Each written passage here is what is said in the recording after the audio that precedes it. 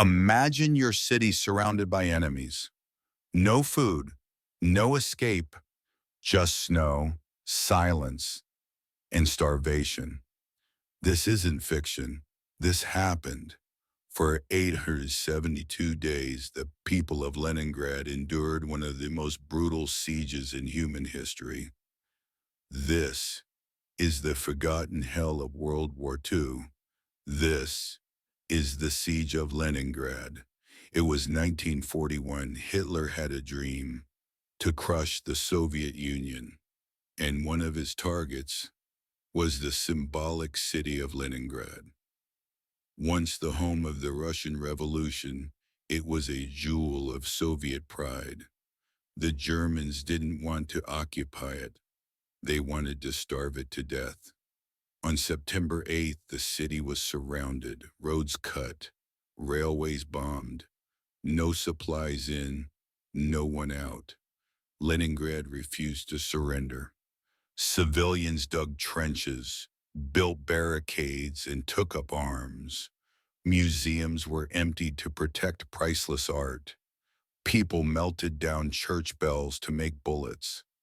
But it was the winter that hit the hardest.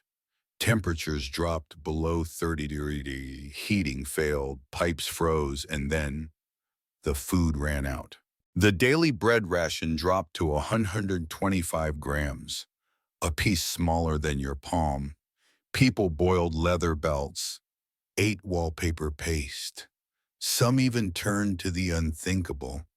Children froze to death in stairwells.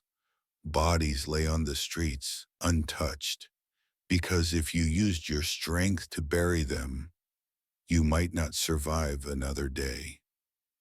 In the dead of winter, Soviet forces opened a dangerous supply route across frozen Lake Ladoga. They called it the Road of Life.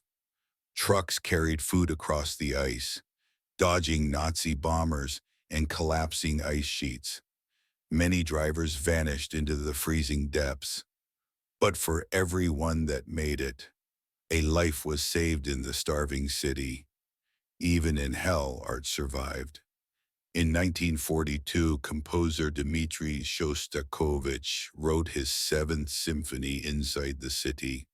Starving musicians played with frozen fingers. Soviet loudspeakers blasted it over the siege lines. A message to the Nazis: we are alive, and we will not break. On January 27, 1944, the siege was finally broken. But it wasn't a victory dance. Over 1 million civilians had died, not from bombs, but from hunger and cold. And yet, Leningrad never surrendered. Its people endured what no army should. And in that endurance, they wrote their own legend. This wasn't just a battle. It was proof of the human spirit's strength. And today, we remember them, not as victims, but as the survivors of the longest, coldest nightmare in history. If this story moved you, share it. These voices from the past deserve to be heard. And don't forget to subscribe for more history told through the eyes of those who lived it.